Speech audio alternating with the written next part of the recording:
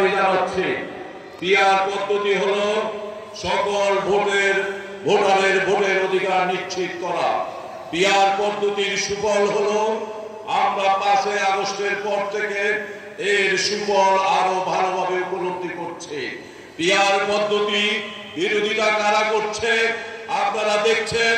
5 আগস্টের পরে যারা ঘাট দখল করেছে, টেম্পো স্ট্যান্ড দখল করেছে, যারা চাঁদাবাজি করছে, যারা সন্ত্রাসী, যারা রিক্সাওয়ালা থেকে টাকা নিচ্ছে, ভ্যান চালক থেকে টাকা নিচ্ছে, কৃষক শ্রমিকের গ্রামের পয়সা যারা জোর জবরদস্তি করে চাঁদাবাজি করছে, তারা পিআর পদ্ধতির বিরোধিতা করছে। এতে বোঝা যায় পিআর পদ্ধতি নির্বাচন হলে সন্ত্রাস মুক্ত বাংলাদেশ হবে। পিআর পদ্ধতি নির্বাচন হলে সন্ত্রাস মুক্ত বাংলাদেশ হবে।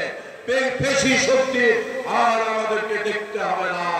অতএব বাংলাদেশের স্বপ্ন, এই দেশের তৌহিদিরা জনতার শান্তিকামী মুক্তিকামী নেতা চরমনের বিশ্বাস যে পিআর পদ্ধতি নির্বাচনের দাবি জানিয়েছেন, এটা যৌক্তিক, অবশ্যম্ভাবী এবং প্রয়োজন। আমাদের জুলাই সনদের স্বীকৃতি দিতে হবে। এই সব বিভিন্ন দাবি দেওয়ার পরিপ্রেক্ষিতে আমরা বিভিন্নখানে সমাবেশ করছি।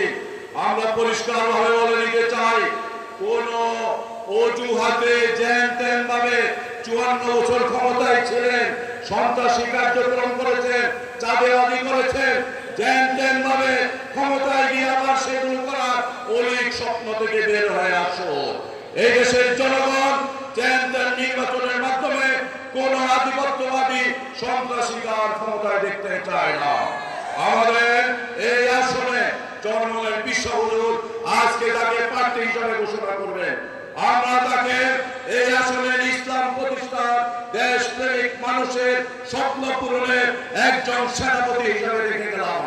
আপনারা তার নেতৃত্বে পাড়া মহল্লা এলাকায় গিয়ে সকল মানুষের কাছে, ভোটারের কাছে হাত পাখায় ভোট দিয়ে চরমনের পিছনের নেতৃত্বে এই দেশের মুক্তির জন্য কাজ করবেন, এই প্রত্যাশা রেখেই শেষ করছি। আসসালামু আলাইকুম ওয়া রাহমাতুল্লাহ।